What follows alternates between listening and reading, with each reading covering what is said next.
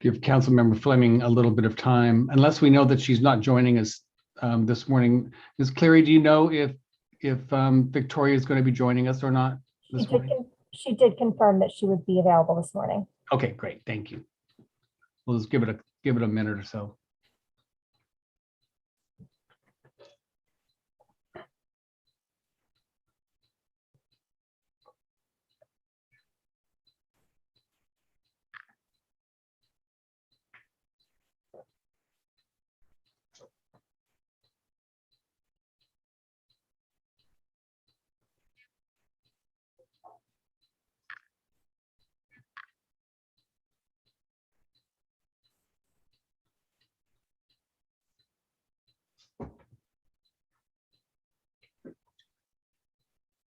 There we are. Good morning, Victoria. Good morning, guys. Are we ready to start, Ms. Cleary? Good morning, Sakaro. We are. Okay, then I will bring the January 11th Economic Development Subcommittee to order. And pursuant to Government Code Section 54953E and the recommendation of the Health Officer of the County of Sonoma, Economic Development Subcommittee will be participating in this meeting via Zoom webinar. Members of the public may view and listen to the meeting as noted on the city's website and as noted on the agenda. Ms. Cleary, could you review how the public may comment? Certainly. Good morning. Members of the public wishing to speak during item 3, public comment, or during any of the scheduled items will be able to do so by utilizing the raised hand feature, or if calling in by pressing *9 on their phone. They will then be given the ability to address the committee. Thank you. Thank you very much. And could you please call the roll, Ms. Cleary? Certainly. Member Alvarez? Present. Member Fleming? Present. Chair Sawyer? Here. Thank you. Thank you very much. So if you wish to make a comment via Zoom, please select the raise hand button. If you are dialing in via telephone, please dial *9 to raise your hand. Each speaker has 3 minutes. A countdown timer will appear for the convenience of the speaker and viewers. Please make sure to unmute yourself when you are invited to do so. Your microphone will be muted at the end of that countdown. And at this point, I would like to ask if there are any public comments on items not on our agenda this morning, Ms. Cleary. We have, yes, we do. Gentleman Thomas, hold on just one moment while I pull up the screen.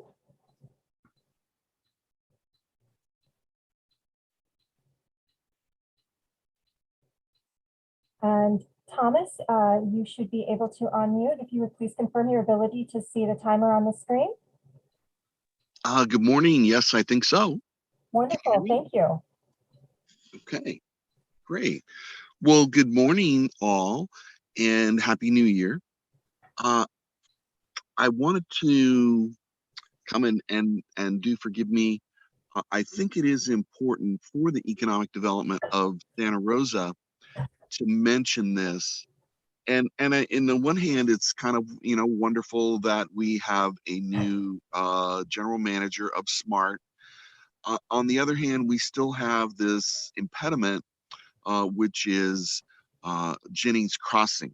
And we have a new city manager, so it's really great. It's a great opportunity to get on the right foot. There have been some discussions, and I would like to discuss it with the city, what those discussions were. Haven't had that opportunity yet. But what I wanted to point out is we're not going to be able to pass the smart tax extension if we do not get the Jennings Crossing from SMART. So I know the city wants it. I know there's a lawsuit. We know that. But we need to get an agreement. We need to have a settlement of this. It can't just continue ad infinitum in this lawsuit, and they're waiting, stalling, doing everything. And so my point is that the sentiment is such that it will not be better than the last time we had the vote. And anytime we go forward, it's worse and going to be worse and worse. We need to have people in support. So we have to get this crossing or there will be deleterious effects. And just one major deleterious effect is that there's about $700 million invested in SMART so far of the tax money and the federal money. And that would end in 2028. So you could just picture 6 years of the loss of $100 million a year to this community. Just imagine, it would be all of a sudden, it would be at the end, but it would be like $100 million a year loss from now till then if we were to lose SMART. So we have to come together and we have to get the Jennings Crossing to do it because the people won't vote. They won't vote for it. And we know that. We've already seen that. So I just want to mention that, and not to put a pall on things, but to actually turn things around, to think we have the opportunity. We have this great opportunity. I want to thank you for the opportunity to speak. Thank you, Thomas. Any other public comments on items not on the agenda, Ms. Cleary? We have no additional hands raised at this time. Okay, thank you very much. Well, then we'll move on with our agenda. Ms. De La Rosa, could you introduce the Economic Development Strat Plan? Yeah, so I just wanted to give you a quick update as we make our way through the iterative design phase of this plan. As that phase implies, we're making changes to the plan before we finalize it. So next slide, please. Yeah, next slide. And so just this one, I just want to let you know, we've not changed anything. Just a reminder, this is our draft vision, mission, and theory of change. Nothing has changed on that. We feel comfortable and proud of where that stands now, and have had, as we've been socializing the plan with a few people to get feedback, nothing on this has changed. So next slide. But what has changed is we had originally in the first drafts had 4 goals.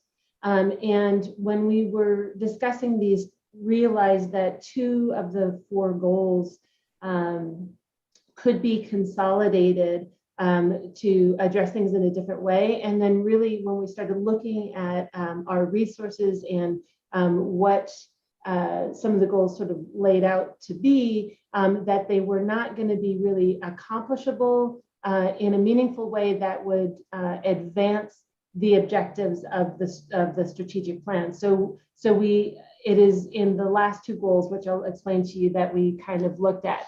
The other thing that as we were talking about the plan, we realized is that the build out of the goals kind of presented us a better opportunity in updating goal 3. And in that goal 1 is really about innovation, or what's our mentality or MO within the division. Goal 2 addresses historic oversights. So it's who, how, and why are we addressing some of the issues that we're addressing.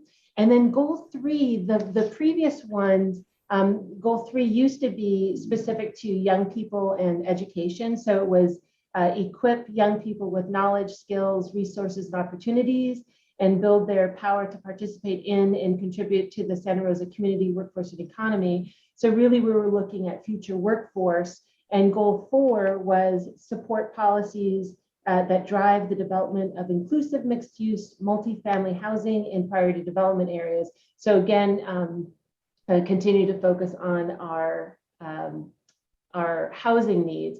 And what we realized is really those 2 are issues of the day. So if we're going to build from goal 1 and goal 2, really what we need is a consolidated goal 3 that better represents the broad issues of the day. So this is now goal 3 is drive policies and leverage partnerships to address urgent economic challenges and improve livability across Santa Rosa.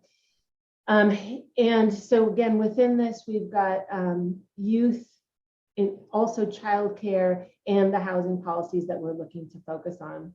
So as we come a little bit closer to finalizing the plan, I just want to give you periodic updates on where we stand in order to actually have an achievable plan that links effectively with council goals, the general plan update, and our seed collaborative, and any of the other sort of large strategies that are being developed in the city.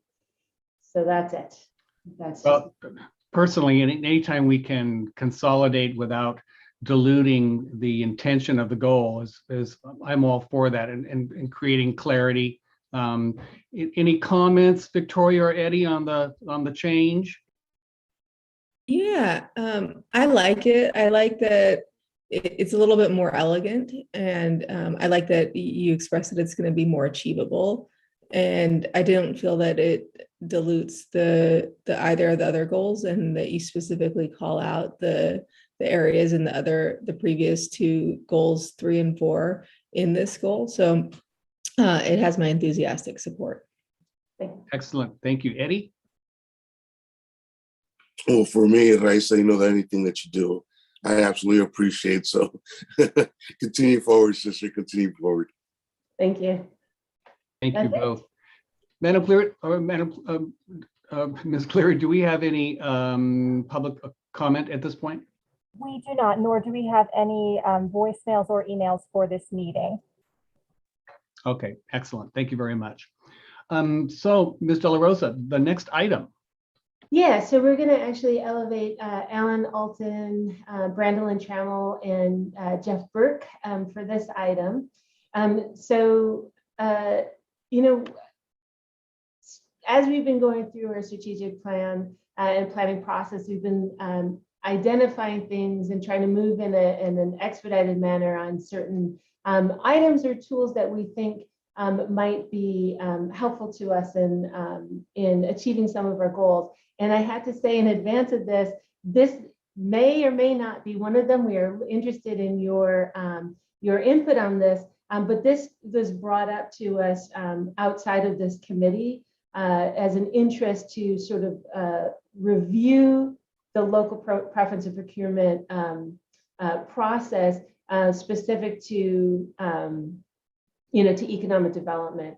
And let's see, I hope Alan's going to actually take this item and introduce it, but I have to say in advance, because I'm not sure if he's going to say this, this is the 9th time this has been reviewed, and we keep coming to the same place with it because it's not, because it's been working. But are there opportunities, and would this be the right tool? So with that, I'm going to ask Alan to take it away.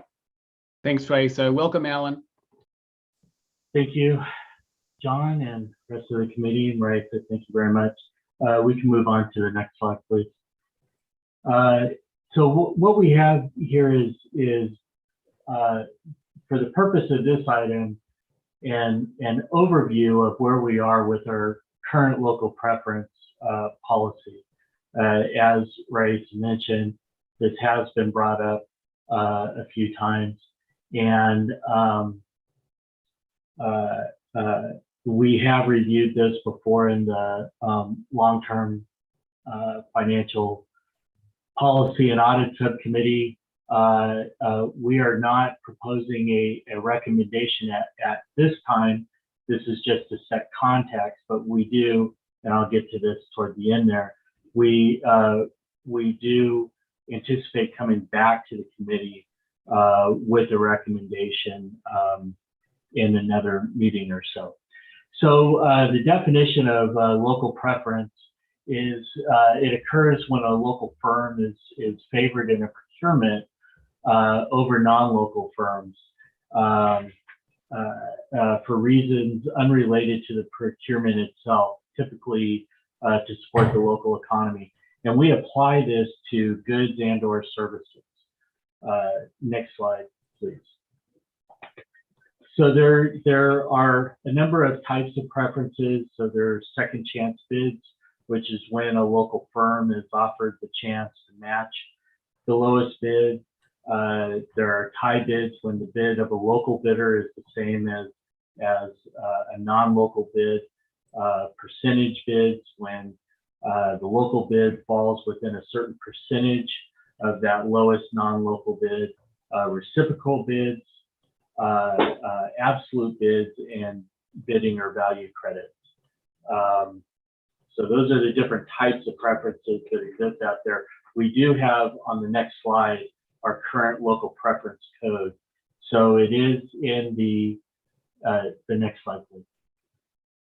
So it is in the City Code Chapter 3-08.130.I, which is a 1% preference in determining low monetary bid up to $5,000.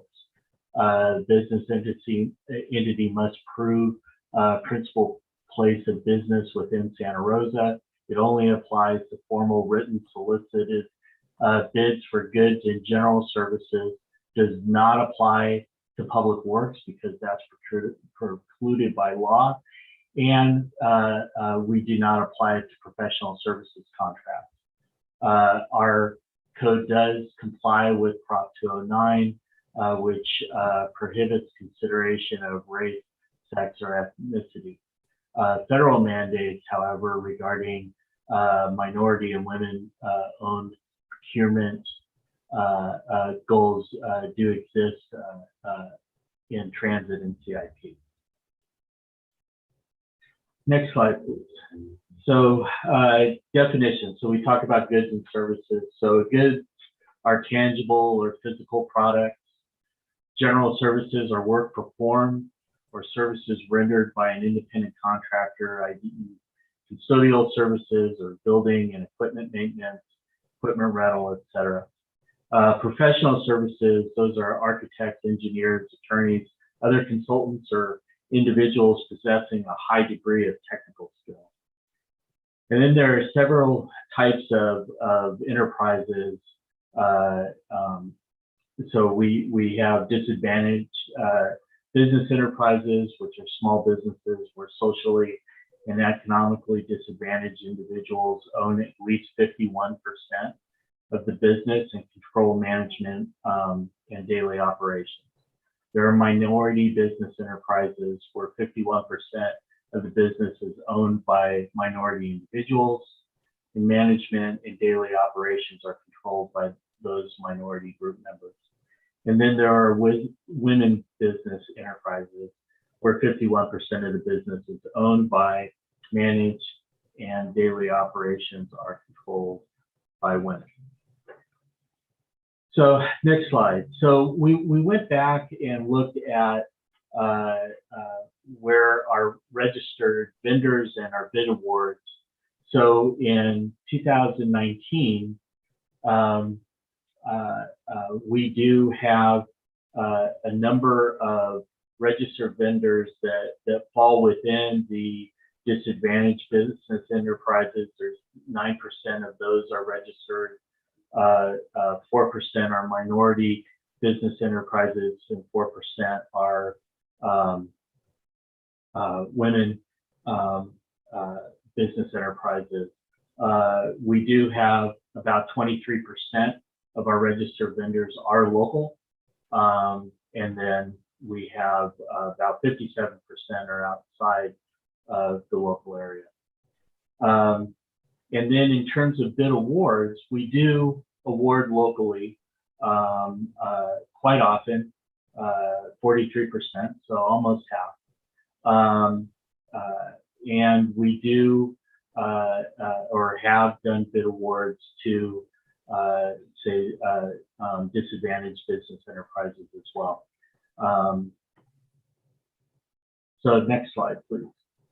So this is where we get to the discussion topic. So we have all the backup data of kind of where we are and where we want to go, or at least what the thoughts are where we can go. So, you know, what objectives do we want to achieve through either changing or our local preference policy?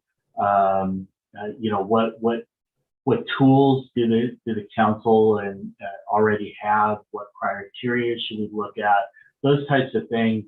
I know internally staff is looking at those actions. And that's why I mentioned that we would come back in March at a later date, and we're targeting March to come back, be able to explore a lot of these areas, lay out what is available to us right now, what the reality of the types of goods and services that would be affected by a change in our preference policy, and then make a recommendation on where we can go from there. The next step beyond that would be to then take it to the council and have something adopted at that point.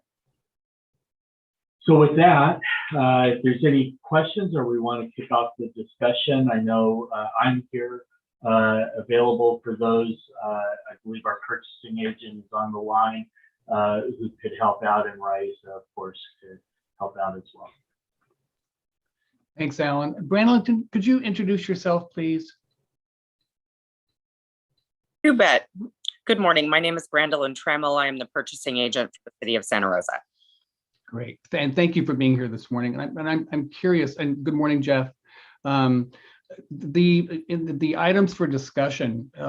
So you mentioned you would be bringing this back to hopefully, if time permits, in March, and so we can come to kind of completion on this particular item and this challenge. During this time between now and March, when it comes back to council, will staff be looking at whether or not we have gone as far as we can with our local preference ordinance? I know this. We've discussed this several times at our long-term financial planning and audit subcommittee. So I'm curious if we are, and I'm going to entertain questions from Victoria and Eddie as well, and anyone on the panel at this point. But I'm curious. The next couple of months will be looking at potential changes, or we may be leaving it as it is and basically looking at within the restrictions of state and federal law, whether or not we have gone as far as we can with our local preference. I guess that's kind of my question: is that what you'll be doing in the next couple of months, and then bringing a little package to the council? And will it go to the long-term financial policy and audit subcommittee first, or is it going to go directly to council? Well, it would go to this subcommittee first. So that's the intent, is to come back here to this committee in March. We may also go to the long-term finance subcommittee. However, I mean, yeah, so we may do that. There could be a cost component depending on what recommendation we make. So if that's the case, I think it could make sense to go to the other subcommittee, or we could just go direct, based on the direction from this subcommittee, go straight to the council and have the discussion there.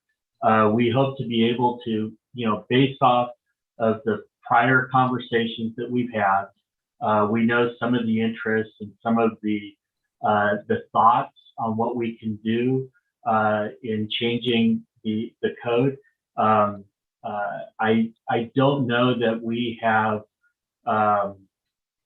this provides us an opportunity to lay it out again, and to, I'm hoping to show some examples of what could happen by making certain changes. And again, emphasizing those things that the council could do within legal requirements or existing law at their own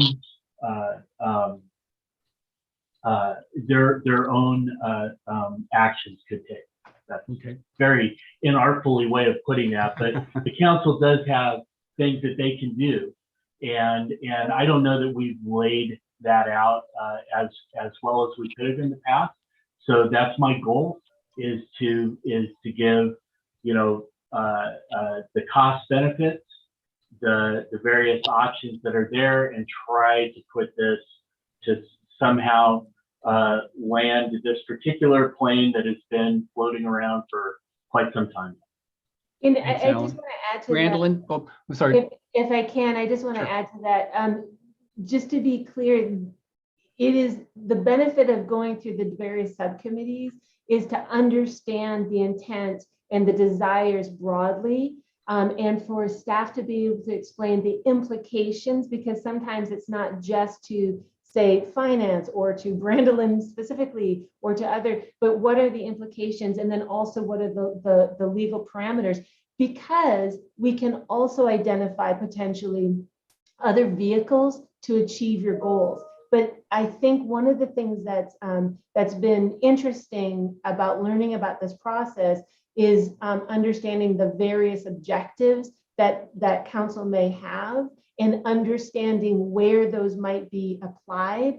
So this is one thing, might be laying this to rest, like maybe we do change the percentage, maybe we do add some things that are legally allowed, but what we can also identify your objectives and see if there are other ways to achieve some of your goals that would not be legally viable through this vehicle. Right.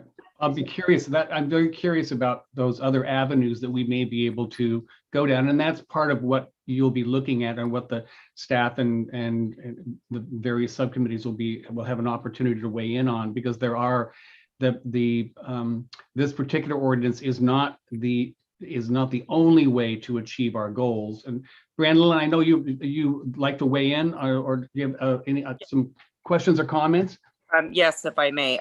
I feel like purchasing is at this meeting in order to really refresh the conversation around identifying the objectives. Absolutely, to my counterpart's points, there are opportunities either further develop or expand our local preference policies. I think our biggest challenge right now in identifying objectives is how do we back through the current systems, especially the data-driven systems that we have available to us, and seek the data to understand where we could potentially do more work or provide you better, more clear results on our local preference as it stands now, and how we can better identify to council going forward, not just for formal solicitations. I want to remind this group that our current policy and the data that you see from 2019 is not the complete picture. Those are graphs taken from our electronic website, Planet Bids. And so we don't have a way, for example, to acquire the data now for all the micro and small purchases that occur, maybe through a 3-quote process where we'd only use local vendors, or when you use your procurement card and you use a local vendor. So if your objective is to really drill down in the data, that's something that we could look forward to trying to achieve in March. The other place that really understanding what goals you want to achieve is coming back to even the multiple subcommittees in March and having these conversations about, of those options on a previous slide, what would be a best fit for how we, with a very small staff, we only have 5 people in our procurement staff that provide all of our vendor outreach and internal support to nearly 1,200 employees. So how do we best apply it? Which of those models would work the best for us? And then how do we capture that data to give you a clearer picture of what's really happening? And then we would follow that up with a full educational platform to all city employees so that they understand that model and can apply it to things that they're purchasing under that $10,000 threshold, which will happen outside of procurement. And how do we make sure they're capturing that data so that we can really give you viable results? Yeah. Well, that makes a lot of sense, and it's also going to be very important for the vendors across the city and those that could want to participate in this ordinance, that's fully understood by them as well, so that they can take advantage of it in the future. Victoria or Eddie, questions or comments at this point before I go to public comment? Victoria? Yeah. I like John share a great interest in hearing about the legally allowable avenues to achieve these goals more broadly, but I don't know that this is today's the day that we're going to go over all of that. The other question I have is, and I'm not sure if this is for Brandolin or Raisa, which is, what is the gold standard? Like what jurisdiction is doing this and knocking it out of the park? Have we looked at other, I know you guys like to look at other jurisdictions and see who's doing this well and what they're doing differently.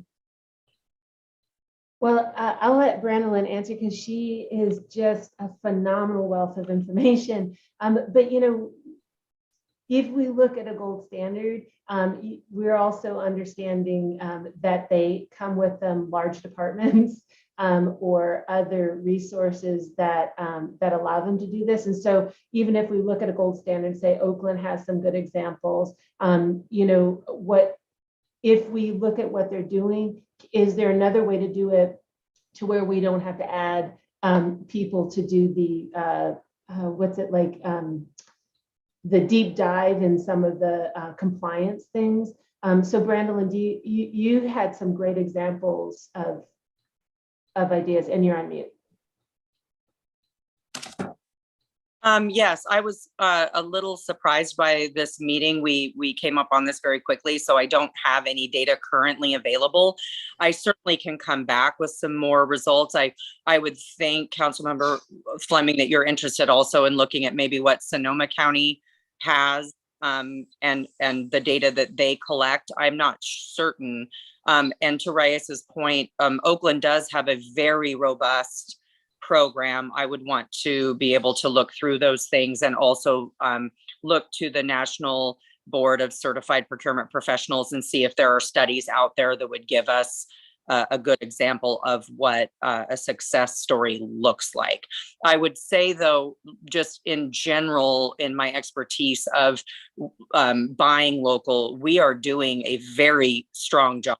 If you look at that slide number 6, and I know that data is a little stale, but I felt like the pandemic response to especially emergency procurement might skew the results that we have currently, with over 43% of, and remember, bid awards means that that is just the data that's coming off written bid procedures through purchasing that happen on our electronic platform. That doesn't count all the things like when we hire plumbers, we only do a solicitation to locals to ensure outreach, and because we don't want to minimize our response by forcing them onto the electronic platform.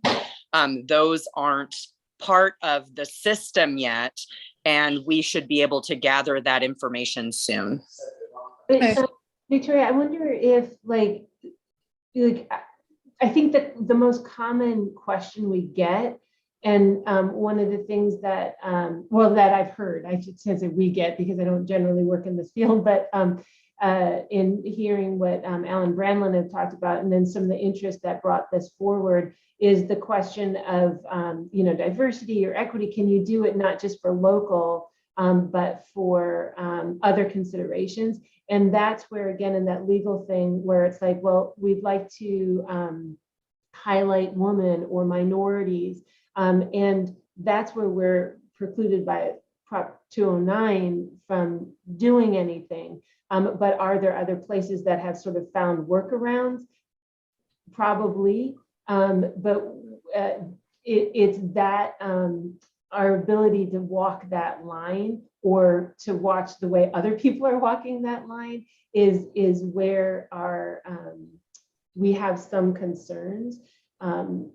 But I think that's where other that I've heard other jurisdictions are most frequently brought up. And Jeff may want to comment on this as well, but I believe that where we see the inclusion of any federal SBA or disadvantaged business enterprise in a preference policy is due to very long, they usually take around 2 years of disparity studies that can actually prove that in that jurisdiction over time, there has been discrimination involved in their contracting practices. And I believe that that is where the lean in on 209 that allows for some of that practice to occur. If Jeff has anything else to say around that, that would be great. So maybe I'll just jump in and give you just a quick overview. So let me just start with Prop 209. So in 1996, the voters in California passed what changed the California Constitution and prohibited public sector employers and public sector contracting from giving preferences based on race or gender.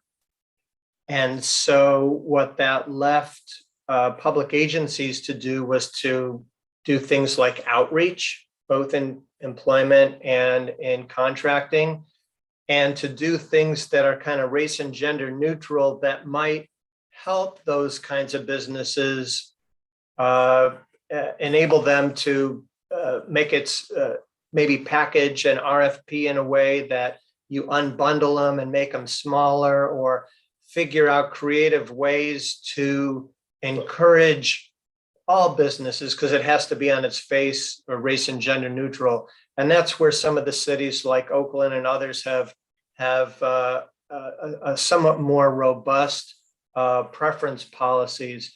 What Brandolin was mentioned about a disparity study.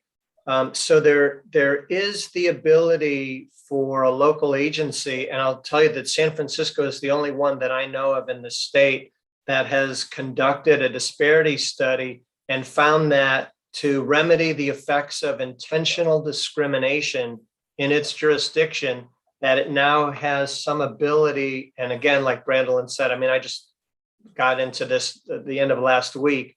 But to my knowledge, San Francisco is the only one that's been able to kind of prove that up and to have a more robust ordinance. And it, as Brandolin mentioned, it took a couple of years of a study, and I don't know what we may or may not find here in Santa Rosa. But that's kind of the big picture lay of the land. And I'll also add that you may recall just a couple of years ago, it came back before the voters to see if they wanted to uphold Prop 209. I think it was, I want to say Prop 16, and it lost like 55 to 45. So anyway, that's kind of the legal framework in a nutshell. Okay, well, thank you all. And I do think that if it came back now, it might even have a better chance of being repealed, given the political climate that we find ourselves in. A couple of comments. One is that, you know, I know we're not the size of Oakland, certainly nowhere near as well resourced as San Francisco. And I hear that this came across your desk relatively recently. So, you know, a couple of things to that. One is, I believe in our staff and in your ability to find creative solutions when given the right support and the right amount of time. And so I defer to you to take the time that you need to figure out what the workarounds are. But I also encourage you, as we're moving further and further into our equity journey, to come and tell us what you need and let us say, you know what, we're not going to fund that, or we are going to fund that. Because what I feel like we're running into more and more, and what I observe more than I even feel, is that we're finding out that creating systems that are equitable do cost some money, and they certainly cost resources, and we can't rely on you to do it all on, you know, stolen time here or there from your main job duties. And so, you know, from my perspective, you won't be penalized from saying, you know, here's what Oakland does. We could do that, but we would need to add 3 staff members. And this is what the cost would be. And here's what the benefit that Oakland sees could, you know, and do you want to make that investment? And rather than coming to us and saying, you know what, we just can't do it because we're too small. I hope that it's a combination of, you know, here's the Cadillac plan, or you could have, you know, a silver or gold plan that is some of these workarounds, or we can do a mix of it, and let us figure out how best to support you. So please don't be shy. I know that we're always in budgetary constraints, but this is a huge priority for the council, and your judgment on these matters is taken very seriously. So if I could follow up on that, or just follow to that's you actually took the words out of my mouth. That's where we were going to go, and that's why we're not prepared to offer any recommendations right now.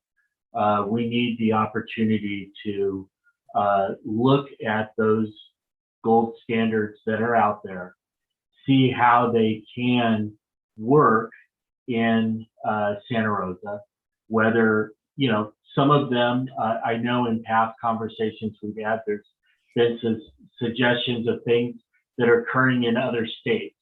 And we just simply can't do those here because of the laws in California. So we need to look at that. So what are legal restrictions?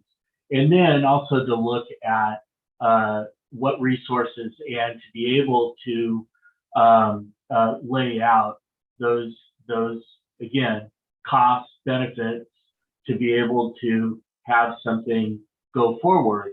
And which it does bring up a good point of why it probably needs to go to both subcommittees to one, look at how we can achieve a goal and still provide all those costs, but then also to update the other subcommittee on how this follows in with our long-term budget planning and things like that, because they do have long-term implications, but often those long-term implications have a benefit that outweighs that. And so those are the things that we want to be able to present fully. And so that's why we needed a little extra time to be able to do that. Again, we're targeting March. We'd rather not have it slip any further than that. But that we think that that'll give us enough time to be able to do that type of analysis and bring in a more well-rounded recommendation to y'all. All right, that sounds great. I have a follow-up on that as well, because I'm trying to get to-dos as we go through this. And one of them, and then also again, look for other vehicles.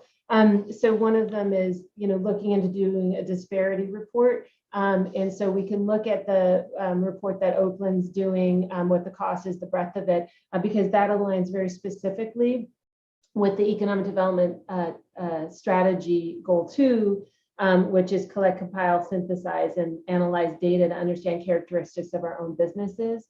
So that's one thing. And I think as we look at that, we'll have to look broadly and not just finance, not just specific to this, but just what the implications are across the board. And I just want to hit on Alan's point of going to long-term finance as well as economic development, because there are actually 2 points on this. One is it's the cost to the city, right? But the other, and that's the immediate cost for this local preference ordinance. That's one thing. The other is the multiplier effect and the long-term return on investment and the implication of our businesses and the ability of our businesses to do business with the city and the city's support of those businesses in return. So those, I think the interest is for those to go hand in hand. We have obligations to the taxpayers. We have opportunities with our businesses. And so I think the value should be considered both ways. I would like to make one more point too that we will bring back in March for further discussion and some examples. The hot button normally for council awarded goods or general services is really around vehicle purchases. We've had several bids in years past that even with the preference applied have been very tight. With that said, I want to remind the subcommittee, and we will definitely remind the council as a whole at some point, that council has authority already built into the code to provide for a waiver of competitive bid when it's in the best interest of our city. And that is the language verbatim. We have every opportunity to also kind of synthesize down future needs that we can kind of see coming, particularly vehicle replacements, pointed at the Ford models that we have standardized for police specifically. That is a perfect example because we only have one vendor in the city, which is Hansel Ford, who has that vehicle available to us. So we don't even have any other local competition other than Hansel. Purchasing could absolutely come to the council requesting a waiver of competitive bid and work directly with that vendor to provide for a long-term agreement for those Ford vehicles that would easily be able to show profit and keep those dollars within the city. I'd have to do some further research to see if there were any other good specific purchases that we might be able to do a bid waiver or limit the bid to a local businesses only, that would be a benefit to our city from a preference standard, and also allow us to keep our dollars as local as possible while still providing some level of competition and lowest responsive bid paradigm for our taxpayers. Appreciate that. And it's that kind of analysis that I know the council will be looking for, and that kind of creativity as well that our vendors, potential vendors, will be looking for as well. So it sounds, you know, a local preference ordinance sounds on its surface fairly simple, but clearly it's not. And so we really appreciate it. And I agree with Victoria that, you know, if more time is needed, so that we can, in a sense, you know, come up with a nice comprehensive ordinance and then put it behind us, so that not only the council can move on, but that our vendors and those that are looking to do business with the city can have a clear understanding of their opportunities and responsibilities. So that's exactly why, if more time is needed, I think you please take it, to be able to come back and come to completion on this topic, which I know everyone is looking forward to. Eddie, do you have any questions or comments at this point? Oh, no, sir. Everything's been very well said, including Victoria's comment about us being there in support of staff, as well as her statement regarding should they need something, come with that ask, opposed to just saying we need it. I did want to introduce myself to Brandon. It's nice to meet you, and I look forward to looking at a report that does include the items that didn't meet the threshold, such as the plumbers or anything of that nature, that would increase the graph that shows that we are definitely going for that 40-something% of local businesses. So I do appreciate that very much. Thank you, sir. Thanks, Eddie.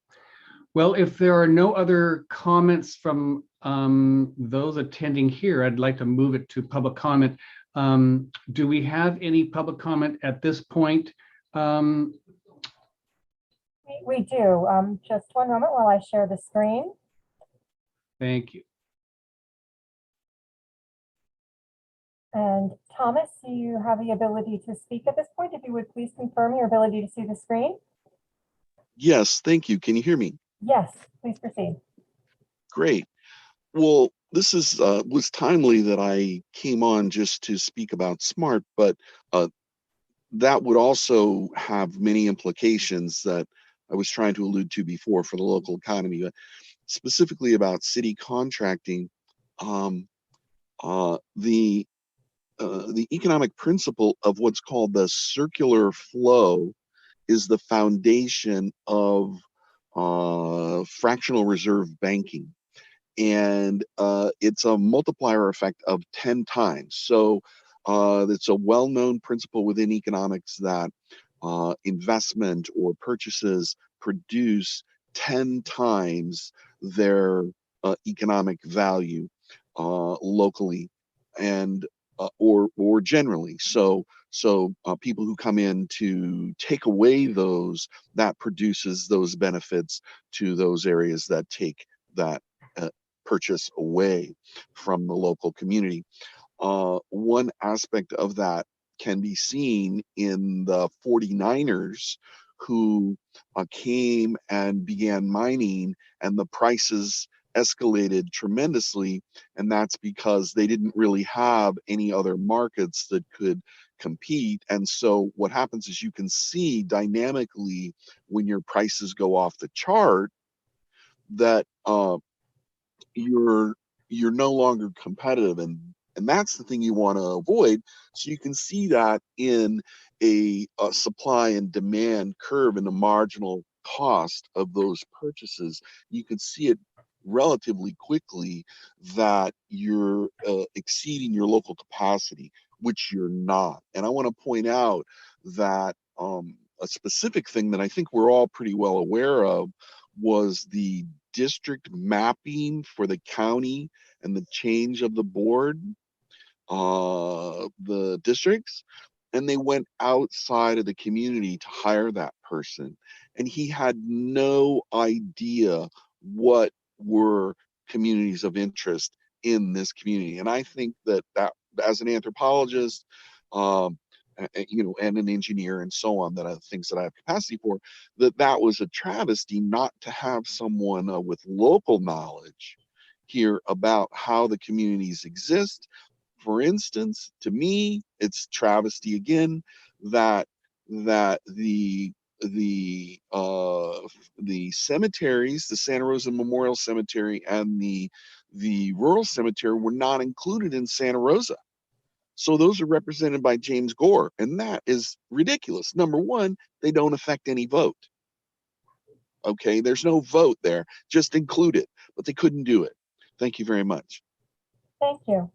We have an additional member of the public who would like to speak, Mr. Gregory Fearon. Mr. Fearon, you have the ability to speak. If you would confirm your ability to see the timer, please. Yes, I can. Thank you. Yeah, I got on this. Yeah, sorry, I apologize. I came in late to this meeting, but I wanted to just mention one other purchase process that I recognize, having watched the city for a long time, and that's professional service agreements. Consultants always seem to come from somewhere outside the city, somewhere far away, and they basically tell us what we already know, and really leave no expertise behind or any kind of personal reward to the city beyond the actual study. So I'd like to nominate that if you're looking for things that you might want to figure out whether or not you could have a local preference for, it would be consultants and professional service agreements. That's my only contribution. Thank you very much. Thank you. We have no additional hands raised at this time. Thanks, Eileen. Appreciate it. Well, if there are no further questions or comments, I think we have reached the end of our agenda. Anything else that you wanted to bring up, Raisa? Yeah, there was just the department report or staff reports. And I just wanted to give you an update on one thing. Thank you. So yeah, it's item 4 on the agenda. Real quick, Raisa, are you going on to the next topic? Because I did have one quick little question about the last thing, or not a question, is just a heads up that when it does come back, if it's possible and not too onerous, one piece of data that I would like to have, I know that you break it down into women-owned business and minority-owned business, but I would love to have a breakdown of the percentage of dollar-wise. It doesn't have to be like, it could be a percentage of contracts, but also maybe a percentage of dollars awarded by the city based on gender and ethnicity. I know that might be a step too far in terms of analysis. And if it is, I get it. But if that data does come forward, I think it'd be really interesting and informative. And sorry to interrupt you. That's all right. I will take a look and see if that's even a possibility. Right now, that data is grouped into to vendors who are self-certified. So I don't believe on the certification itself that they drill down to that level of granularity, but I will certainly check. Okay, thank you. And, we can look into, because Brendan had some good ideas on how to make more robust our business tax certificates in order for it to be easier for us to be able to track things. So we're going to have other conversations about that. And then she had ideas on, because it has to be self-certified or self-stated, on how that looks in our RFPs or whatever the method is by which we receive proposals, I guess. So it's instigated a whole conversation on the backup information that we need and how we might be able to get that. And then we'll start stepping through those things. Okay, thank you. Yeah, I think there's, and then also I just have to say, we want to loop in Socorro because she's looking at all of these policies from an equity standpoint within the city, as I understand it. And she tends to have a good idea of those kinds of questions. And I think we've found a number of those kinds of questions as we go along. Okay, so item 4 is, I just want to give you an update on something that happened last night. Very quickly, we had the Art and Public Places Committee last night. It was a special meeting of the Art and Public Places Committee, and they were addressing the the Unum sculpture, which, if you recall, is the public art sculpture that's going into the courthouse square on the 4th Street side. And what they considered last night were the words and the languages that are going to be shown on the sculpture. So the sculpture itself is a beautiful, sort of poetic looking piece that has words on it in what will be 17 languages, or 19 if we get technical on this, that were words that were chosen by the community. And it's beautiful. You'll start seeing this, but we're going to put out an update a little bit later on it. There were 18 words and 17 languages. I say 19 because there's 2 Chinese and 2 Persian languages. So we have Farsi and Dari, and then Mandarin and Cantonese. And then there were questions about why didn't we include certain other languages. There, I think, is a lot of chatter about some languages of cultural importance. This has gone through a very public process.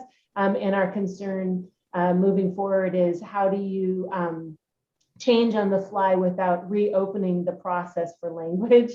And how do we say one language is more important than another language, or this religion is more important than that religion in terms of language. So it was a very good conversation last night. And again, the culmination of a long, robust public process.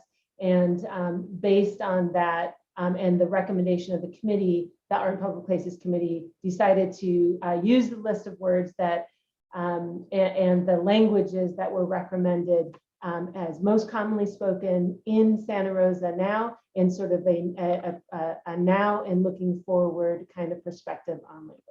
So we will be giving you more updates on that as it goes along, but it was a great conversation on another function area of the Economic Development Division. And that, Chair Sawyer, is the end of the reports. Well, I'm glad you finished with that, because it goes to show, regardless of how hard people try to be comprehensive and thoughtful and intentional, that sometimes things fall off the chart.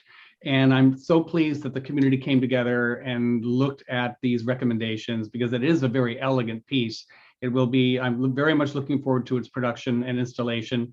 And I'm pleased that the people were watching, and that people they noticed and made the recommendations, because that's really what it's all about. It did nothing but improve the nature of that piece, which again is quite elegant. And I'm looking forward to it being something that we can all enjoy and that everyone can enjoy.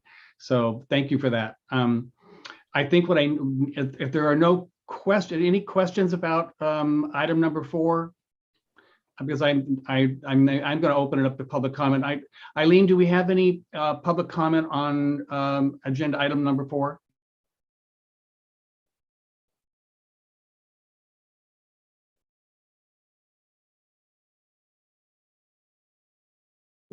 Yeah, we have one public comment. Thank you. Apologies, I was on mute. Just one moment while we, there we go, just one second. And Thomas, you have the ability to speak. If you would please confirm your ability to see the timer. Yes, thank you. Can you hear me? Yes.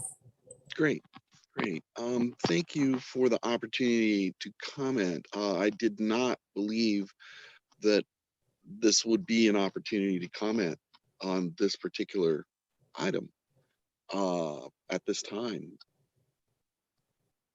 I participated in the Art and Public Places meeting to suggest that we have art on the Elliott and Edwards overcrossing pedestrian bridge to signify SMART's location. And that was the reason I was on there. When they were speaking about this art piece, I was staying on to respectfully hear what was going on in the meeting, as I am at this time. And so they listed languages, and the two languages that are not going to be included are two languages that are under